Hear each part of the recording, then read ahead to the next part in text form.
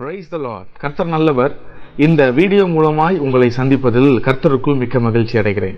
விசேஷமாக நாம் ஒரு சில காரியங்களை தொடர்ந்து நாம் வேதத்திலிருந்து நாம் பார்த்து வருகிறோம். கடந்த வாரத்தில் யாக்கோபை குறித்து ஒரு சில காரியங்களை வேதத்துடைய ஆதாரத்தோடு நாம் பார்த்தோம். விசேஷமாக அநேகர் நாம் நினைத்தது போல யாக்கோபு ஒரு எத்தன் அல்ல என்று சொல்லி வேதம் அந்த யாக்கோபை எப்படி நமக்கு காண்பிக்கிறது என்று சொல்லி நாம் தெளிவாக போன வாரம் பார்த்தோம். அந்த காரியத்துடைய தொடர்ச்சியாக இன்றைக்கும் யாக்கோபுடைய குணாதிசயங்கள் என்ன என்று சொல்லி வேதம் இந்த யாக்கோபை நமக்கு எப்படி காண்பிக்கிறது என்று சொல்லி நாம் ஒரு சில காரியங்களை தெளிவாக பார்க்க போகிறோம்.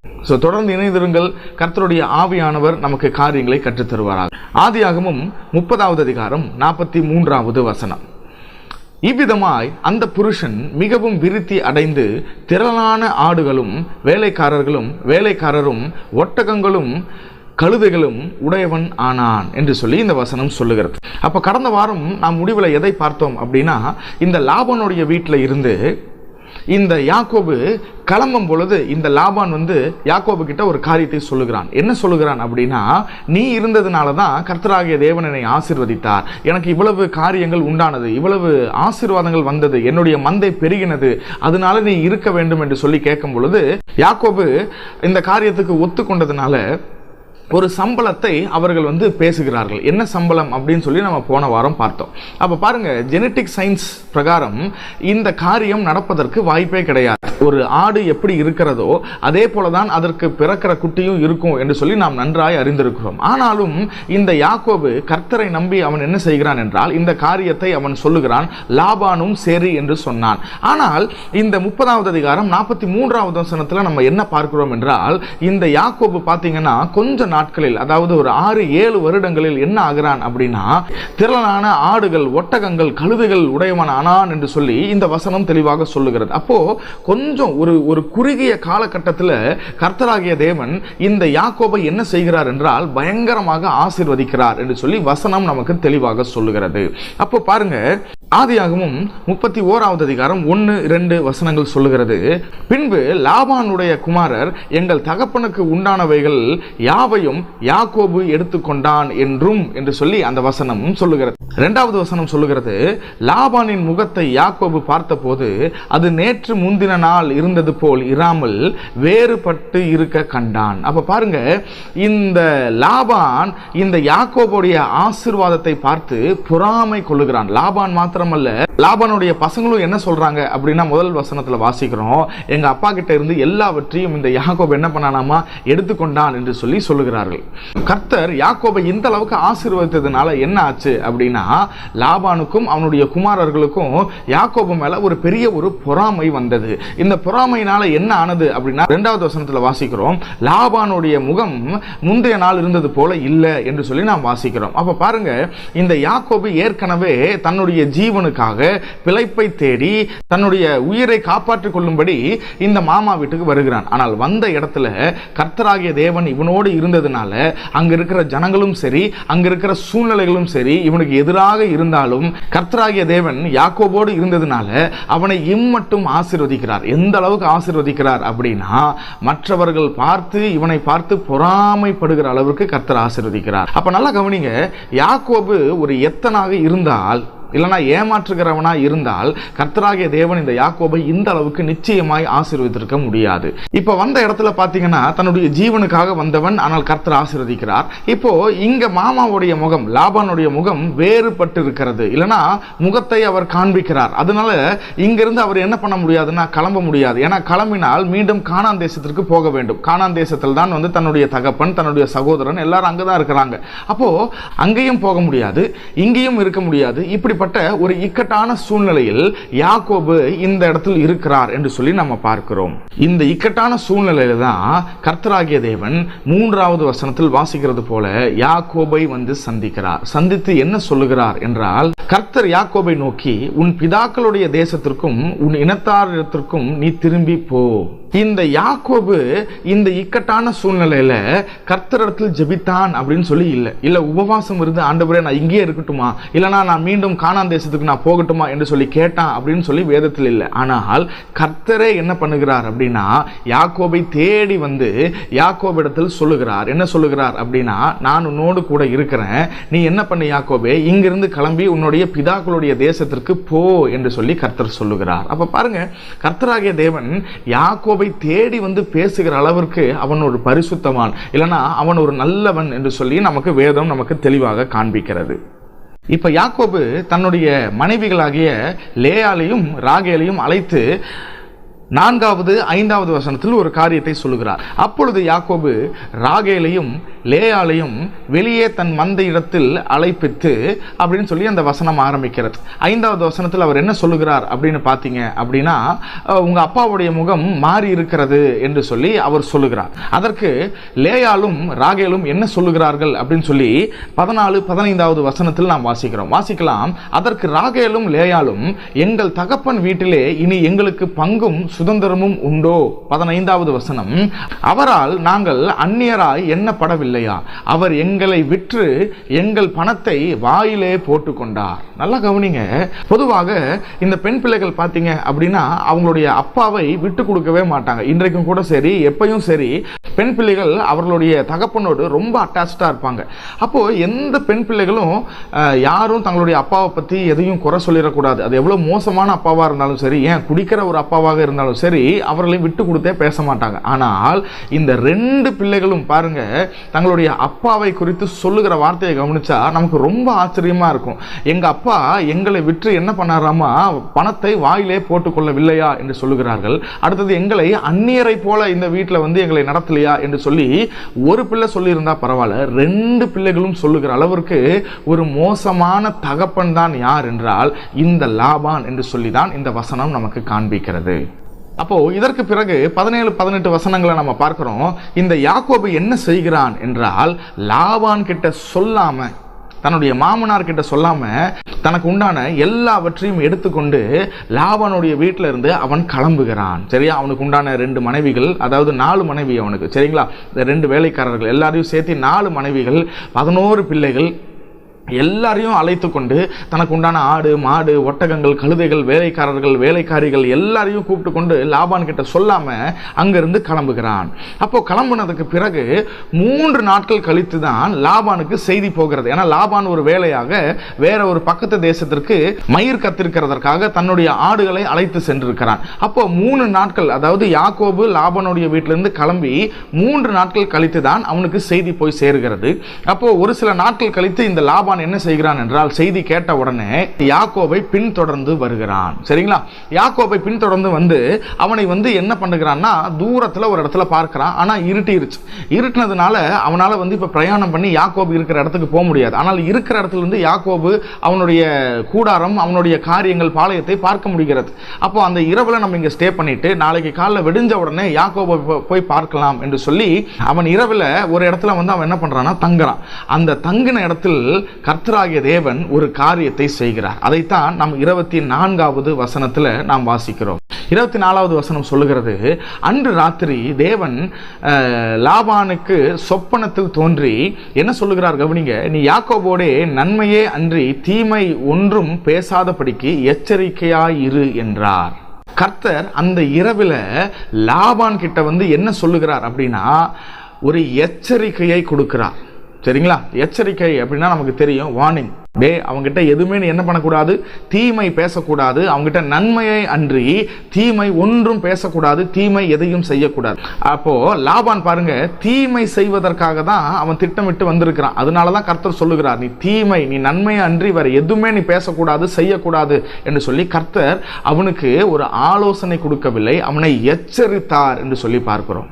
பாருங்க, யாக்கோபு லாபான் கிட்ட சொல்லாம கிளம்பி வந்தது தவறுதான், நிச்சயமாக தவறு. ஏன்னா கிட்டத்தட்ட 20 வருடம் 21 வருடம் லாபானுடைய வீட்டில் இருந்திருக்கிறார். அங்கதான் வேலை செய்திருக்கிறார். அது மாத்திரம் இல்லாம லாபானுடைய 2 பிள்ளைகளையும் திருமணம் செய்திருக்கிறார்.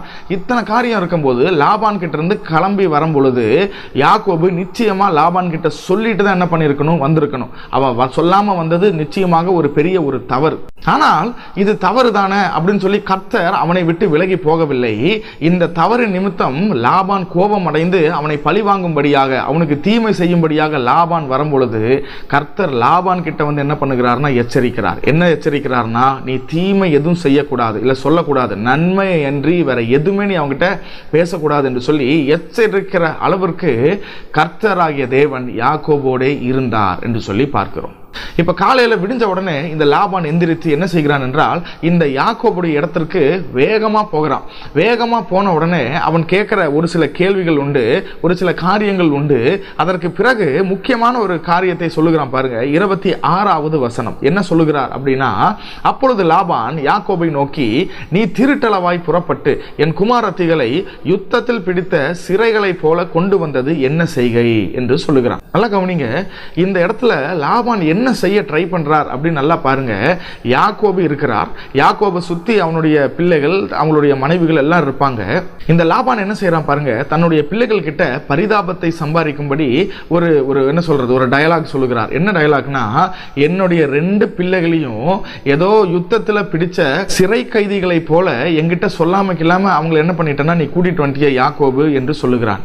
இவன் என்ன நினைச்சு இந்த காரியத்தை சொன்னா அப்படின்னா, இவனுடைய 2 பிள்ளைகள் ராகேலும் லேயாலும், ஆமாப்பா அப்படிதான் கூட்டிட்டு வந்துட்டாரு, கடத்திட்டு வந்துட்டாரு, எங்களை காப்பாத்துங்க அப்படி இப்படின்னு ஏதாவது சொல்லுவாங்க அப்படின்னு நினைச்சாரு. ஆனா அந்த 2 பிள்ளைகளும் பாருங்க வாயவே திறக்கல. இதற்கு யாக்கோபு என்ன சொல்லுகிறார் அப்படின்னு சொல்லி பார்த்தால் 42வது வசனம், என் பிதாவின் தேவனாகிய ஆபிரகாமின் தேவனும் ஈசாக்கின் பயபக்திக்குரியவரும் என்னோடு இராமல் போனால் நீர் இப்பொழுது என்னை வெறுமையாய் அனுப்பி விட்டிருப்பீர். தேவன் என் சிறுமையையும் என் கையின் பிரயாசத்தையும் பார்த்து அப்படின்னு சொல்லி இந்த வசனம் சொல்லுகிறது.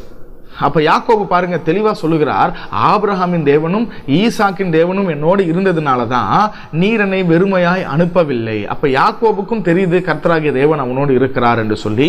வசனம் நமக்கும் தெளிவாக சொல்லுகிறது, கர்த்தராகிய தேவன் யாக்கோபோடு இருந்தார் என்று சொல்லி. அப்ப நல்லா கவனிங்க, நாம் இதுவரைக்கும் நினைத்திருந்தது போல யாக்கோபு ஒரு எத்தன் அல்ல, அவன் ஒரு ஏமாற்றுகிறவன் அல்ல.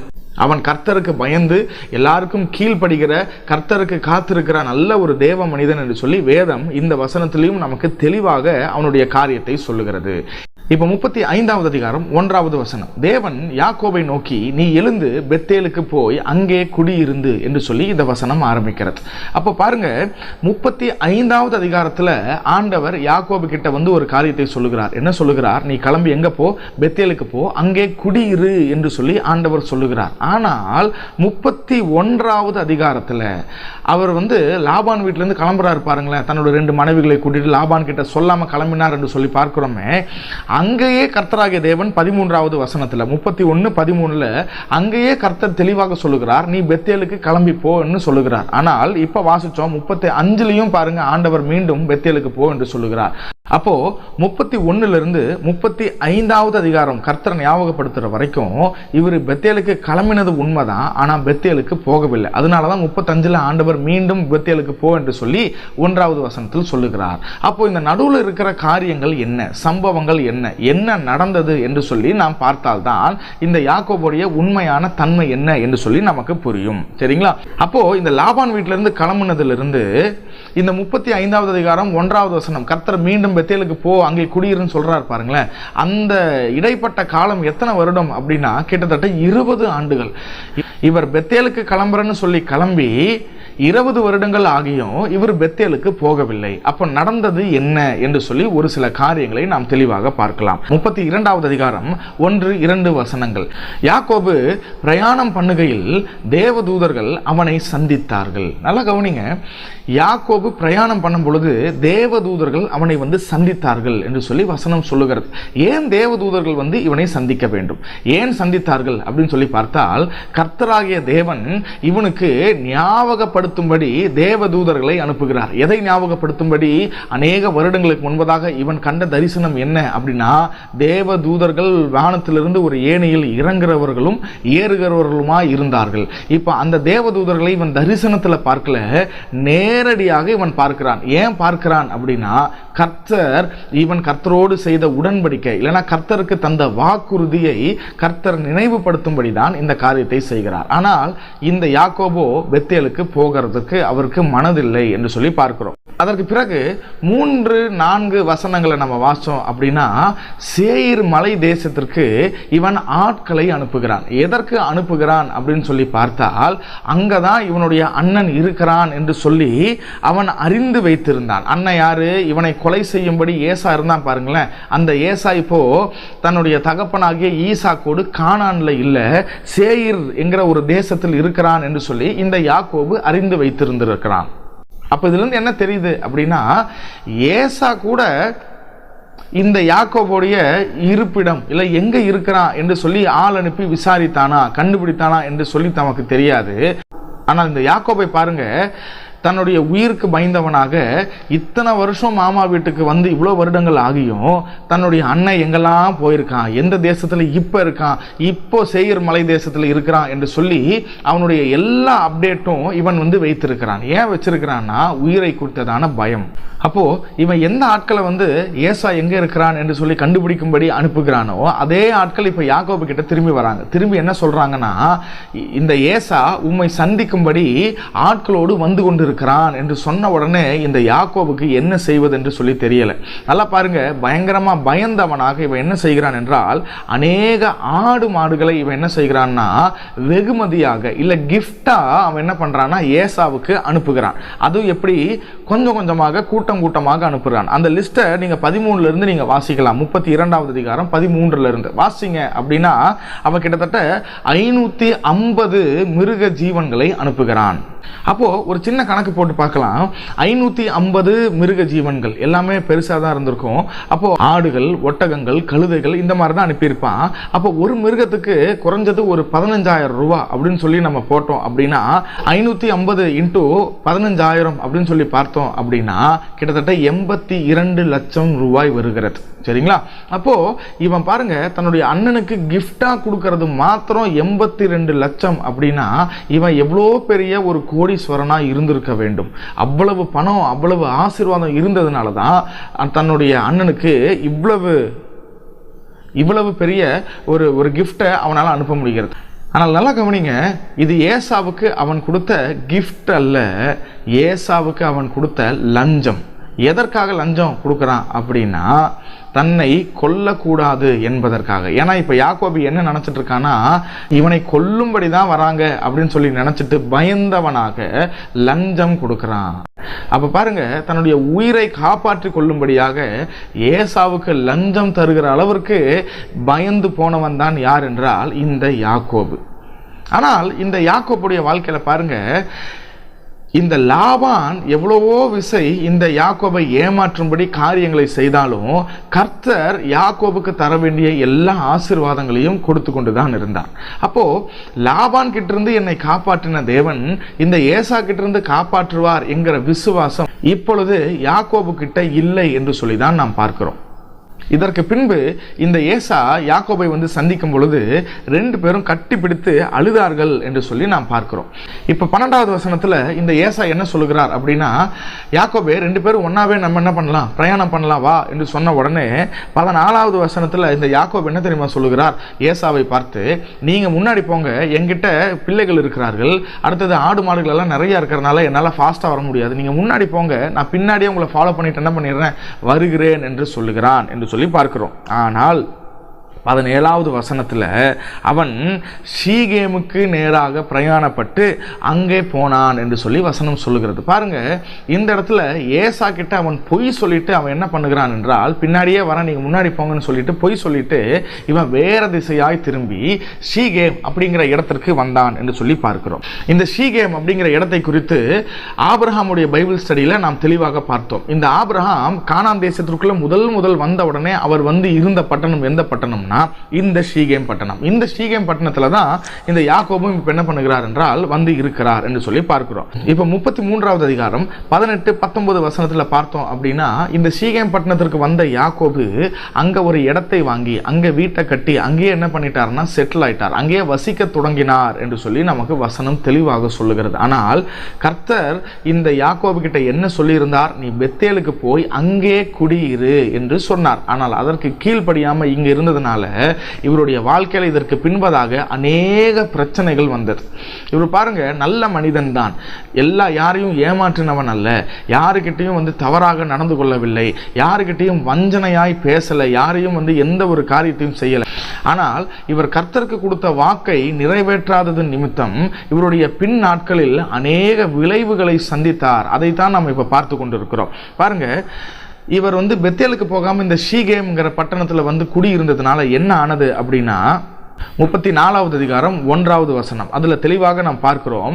இந்த யாக்கோபுக்கு ஒரே ஒரு பொண்ணு, அந்த பொண்ணு பேர் என்ன அப்படின்னா தீனாள் என்று சொல்லி பார்க்கிறோம்.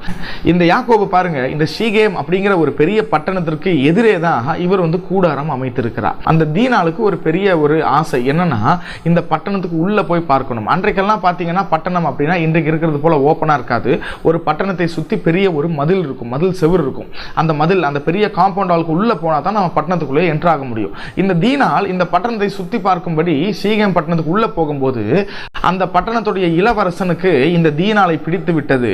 அதனால 2-3 வசனங்களை நம்ம வாசிக்கிறோம். அவன் இந்த தீனாளை எடுத்து கொண்டு போய் கற்பழித்தான் என்று சொல்லி நமக்கு வசனம் தெளிவாக சொல்லுகிறது. அப்ப பொதுவாக நாம் இந்த தீனாளை குறை சொல்லுவோம். என்ன சொல்லுவோம் அப்படின்னா, இவள் சுற்றி பார்க்க போனதுனால தான் இவளுக்கு இந்த ஒரு காரியம் நேரிட்டது என்று சொல்லுவோம். ஆனால் தவறு தீனாள் மேல இருக்கோ இல்லையோ, யாக்கோபு மேல தவறு இருக்கிறது. இந்த யாக்கோபு மாத்திரம் இந்த ஷீகேம்ல வந்து தங்காமல் கர்த்தர் சொன்ன பெத்தேலுக்கு போயிருந்தால் நிச்சயமாக யாக்கோபுடைய குமாரத்தியாகிய தீனாளுக்கு இப்படிப்பட்ட ஒரு காரியம் நடந்திருக்காது. அப்ப கவனிங்க, கர்த்தருக்கு இந்த யாக்கோபு கீழ்ப்படியாததுனால அவனுடைய பிள்ளைகளுடைய வாழ்க்கையில அநேக பிரச்சனைகள், அவனுடைய குடும்பத்துல அநேக பிரச்சனைகள் வந்தது என்று சொல்லி நம்ம பார்க்கிறோம். இப்போ இந்த தீனாளுக்கு இந்த காரியம் நேரிட்டதுனால என்ன ஆனதுன்னா, இதை கண்ட சிமியோனுக்கும் லேவிக்கும் பார்த்தீங்கன்னா பயங்கரமான கோபம் வந்தது. ஏன்னா நியாயம் தானே, எந்த தங்கச்சிக்கு இப்படிப்பட்ட ஒரு காரியம் நேர்ந்தாலும் ஒரு அண்ணனுக்கு நிச்சயமாக கோபம் வரும். இந்த சிமியோனும் லேவியும் என்ன செய்தாங்க அப்படின்னா, அந்த இளவரசனை அழைத்து ஒரு அக்ரிமெண்ட் போட்டாங்க. என்னன்னா, எங்க தங்கச்சியை உங்களுக்கு திருமணம் செய்து வைக்கணும்னா உங்க ஆண்கள், உங்கள் பட்டணத்தில் இருக்கிற எல்லா ஆண்களும் என்ன பண்ணணும்னா விருத்த சேதனம் செய்யணும். உடனே அவங்களும் ஒத்துக்கொண்டார்கள். ஒத்துக்கொண்ட உடனே இவங்க எல்லாருக்கும் விருத்த சேதனம் செய்த உடனே 3வது நாளில் வசனம் சொல்லுகிறது, இந்த பட்டணத்தில் இருந்த எல்லா ஆண்களுக்கும் ஜுரம் வந்தது என்று சொல்லி நாம் பார்க்கிறோம். இந்த வாய்ப்பை பயன்படுத்தி கொண்டு இந்த சிமியோனும் லேவியும் என்ன செய்தார்கள் அப்படின்னா, இந்த பட்டணத்திற்குள் இரவோடு இரவாக புகுந்து அத்தனை ஆண்களையும் கொன்று போட்டார்கள் என்று சொல்லி நமக்கு வசனம் சொல்லுகிறது. அப்ப நல்லா கவனிங்க, இந்த யாக்கோபு கர்த்தருடைய வார்த்தைக்கு கீழ்ப்படியாம பெத்தேலுக்கு போகாததுனால இவனுடைய பிள்ளைகளுடைய வாழ்க்கையில எவ்வளவு பிரச்சனை பாருங்க. தன்னுடைய ஒரே குமாரத்தை கற்பழிக்கப்பட்டால் தன்னுடைய 2 குமாரர்கள், அவர்கள் இன்றைக்கு பார்த்தீங்க அப்படின்னா கொலைகாரர்களாக இருக்கிறார்கள். கொலைகாரங்க மாத்திரமல்ல, ஆண்களை எல்லாரையும் கொண்டுட்டு அந்த பட்டணத்தில் இருக்கிற அநேக வீடுகளுக்கெல்லாம் பூந்து என்ன செய்தாங்கன்னா அநேக விலை உயர்ந்த பொருட்களை கொள்ளையடித்து வந்தார்கள் என்று சொல்லி பார்க்கிறோம். அப்ப திருடர்களாய் மாறிவிட்டார்கள், கொள்ளை கூட்டமாக இல்லைன்னா கொள்ளைக்காரர்களாக மாறிவிட்டார்கள் என்று சொல்லி பார்க்கிறோம். அப்போ இந்த யாக்கோபுடைய வாழ்க்கை நமக்கு பெரிய ஒரு எச்சரிப்பை நமக்கு தருகிறது. என்னன்னா, அவன் எந்த அளவுக்கு உண்மை உள்ளவனாய் இருந்தானோ அந்த அளவுக்கு கர்த்தர் அவனை ஆசீர்வதித்தார். சூழ்நிலைகள், ஜனங்கள், அவனுடைய சொந்த மாமா எல்லாருமே எதிராக இருந்தாலும் கர்த்தர் அவனோடு இருந்து ஆசீர்வதித்தார். ஆனால் எப்பொழுது இந்த ஆசீர்வாதம் இந்த யாக்கோபுக்கு வந்ததோ, இந்த யாக்கோபு கர்த்தருடைய வார்த்தைக்கு கீழ்ப்படியாததுனால, கர்த்தருக்கு சொன்ன காரியத்தை அவன் நிறைவேற்றாததுனால அவனுடைய வாழ்க்கையில, அவனுடைய குடும்பத்துல, அவனுடைய இடத்துல பார்த்தீங்கன்னா எவ்வளவு பிரச்சனைகள், தன்னுடைய பிள்ளைகள் இந்த அளவுக்கு மாறினார்கள் என்று சொல்லி நாம் பார்க்கிறோம். இப்பதான் 35வது அதிகாரம் 1வது வசனத்திற்கு மீண்டும் நாம் வரலாம். இங்கதான் ஆண்டவர் மீண்டும் யாக்கோபு கிட்ட வந்து ஞாபகப்படுத்துகிறார். என்ன ஞாபகப்படுத்துகிறார்னா, யாக்கோபே நீ பெத்தேலுக்கு போய் அங்க என்ன பண்ணு, குடியிரு என்று சொல்லி ஆண்டவர் சொல்லுகிறார். இந்த வார்த்தைக்கு இவ்வளவு பிரச்சனை நடந்ததற்கு பிறகு இந்த யாக்கோபு கீழ்ப்படுகிறான். அதற்குள்ள கிட்டத்தட்ட 20 வருடங்கள் உருண்டோடி விட்டது. இப்போ பெத்தேலுக்கு ஒரு வழியா போயிட்டாரு. இப்ப பெத்தேலுக்கு போனதுக்கு பிறகு அவர் என்ன செய்தார் அப்படின்னா, கர்த்தருடைய வார்த்தையின் பிரகாரம் அவர் அங்கேயே குடியிருந்தாரா, தங்கி இருந்தாரா அப்படின்னா இல்லை. 11வது வசனத்துல நம்ம வாசிக்கிறோம், பெத்தேலுக்கு போய் அங்கே ஒரு பலிபீடத்தை அவன் கட்டி, அதுக்கப்புறம் அங்கிருந்து அவர் என்ன பண்றாருன்னா கிளம்புகிறார், அங்கிருந்து பிரயாணப்படுகிறார் என்று சொல்லி வசனம் சொல்லுகிறது. அப்ப பாருங்க, இவ்வளோ பிரச்சனை வந்ததுக்கு பிறகும் பெத்தேலுக்கு போனார், அது உண்மைதான். ஆனா பெத்தேல்ல கர்த்தர் சொன்னபடி தங்கவில்லை. அங்க ஒரு பலிபீடத்தை மாத்திரம் கட்டி அங்கே கர்த்தரை ஆராதித்து அங்கிருந்து அவர் என்ன பண்ணுகிறார்னா பிரயாணமாக கிளம்புகிறார். இப்ப பாருங்க, அடுத்தது என்ன ஆச்சு அப்படின்னா, கர்த்தருடைய வார்த்தைக்கு கீழ்ப்படியாததுனால இவர் அதிகமாய் நேசித்த தன்னுடைய ராகேலுக்காக தான் நம்ம முன்னாடி பார்த்தோம். 14 வருஷமும் ராகேலுக்காக தான் ஒரு வேலை செய்தார். அப்போ அதிகமாய் நேசித்த ராகேல் போற வழியில என்ன ஆகுறாங்கன்னா இறந்து விடுகிறார்கள் என்று சொல்லி நமக்கு தெளிவாக வசனம் சொல்லுகிறது. அப்ப பாருங்க, யாரை அதிகமாய் நேசித்தானோ, எந்த ராகேலுக்காக 14 வருடங்கள் இவன் அவ்வளவு கடினமாய் உழைத்தானோ, அந்த ராகேலை கர்த்தர் என்ன பண்ணார்னா எடுத்துக்கொண்டார் என்று சொல்லி நம்ம பார்க்கிறோம். இதற்கு பிறகு பாருங்க, ராகேலுக்கு பிறந்த மூத்த குமாரனாகிய யோசேப்பு, அந்த யோசேப்பையும் கொஞ்ச வருஷத்துல இவன் இழந்தான் என்று சொல்லி நமக்கு வசனம் சொல்லுகிறது. இழந்தது மாத்திரமல்ல, தன்னுடைய சொந்த பிள்ளைகளே யோசேப்பை கொலை செய்கிற அளவுக்கு துணிந்தார்கள் என்று சொல்லி பார்க்கிறோம். அவனை கொல்லல, அவனை தூக்கி வித்தாங்க. ஆனா அப்பா கிட்ட என்ன சொன்னாங்கன்னா, ஏதோ ஒரு மிருகம் இவனை அடித்து விட்டது என்று சொல்லி அவனுடைய பலவர்ண அங்கேயே காட்டினாங்க. சோ இதற்கு பின்னாடி நீங்க பாத்தீங்கன்னா, யாக்கோபுடைய சரித்திரம் முழுவதும் ஒரு இழப்பின் சரித்திரமாக, ரொம்ப பெயின்ஃபுல்லான ஒரு ஹிஸ்டரி. அவனுடைய வாழ்க்கை எடுத்து பார்த்தீங்கன்னா, பின்னாட்கள் முழுவதும் கண்ணீராய், ரொம்ப கவலையோடு சஞ்சலத்தோடு தான் அவன் வாழ்ந்தான் என்று சொல்லி தான் நமக்கு வசனம் சொல்லுகிறது. அப்ப பாருங்க, இந்த யாக்கோபு வெறுங்கையாய் வரும் பொழுது கர்த்தர் இவனோடு இருந்து அவனை ஆசீர்வதித்து, ஒன்றுமில்லாமல் இருந்த இந்த யாக்கோபை 2 பரிவாரங்களுக்கு கர்த்தர் அதிபதியாக மாற்றி பெரிய ஒரு கோடீஸ்வரனாக, பெரிய ஒரு ஒரு ஒரு மனிதனாக மாற்றினது உண்மை. ஆனால் இதே யாக்கோபு கர்த்தருக்கு கீழ்ப்படியாமல் பெத்தேலுக்கு போகாமல் இருந்ததுனால இந்த குடும்பத்தில் கர்த்தர் அநேக பிரச்சனைகளை அனுமதித்தார் என்று சொல்லி பார்க்கிறோம். அப்போ இந்த யாக்கோபுடைய ஆரம்பம் மிக அருமையாக இருந்தாலும் அவருடைய முடிவுல பாத்தீங்க அப்படின்னா, தேவனுக்கு கீழ்ப்படியாததுனால அநேக பிரச்சனைகளையும் அநேக இழப்புகளையும் அவர் சந்தித்தார் என்று சொல்லி பார்க்கிறோம். அப்போ இந்த 2 வாரங்களாக இந்த யாக்கோபுடைய உண்மையான தன்மை, the true character of Jacob என்று சொல்லி நாம் தலைப்புல பார்த்திருக்கிறோம். சோ அவர் நாம் நினைப்பது போல அவர் ஏமாற்றுகிறவன் நிச்சயமாக அல்ல. அவன் ஒரு எத்தன் அல்ல, ஏமாற்றி தன்னுடைய அண்ணன் கிட்ட வாங்கல. சோ யாக்கோபுடைய வாழ்க்கை நமக்கு ஒரு பெரிய ஒரு எச்சரிப்பு.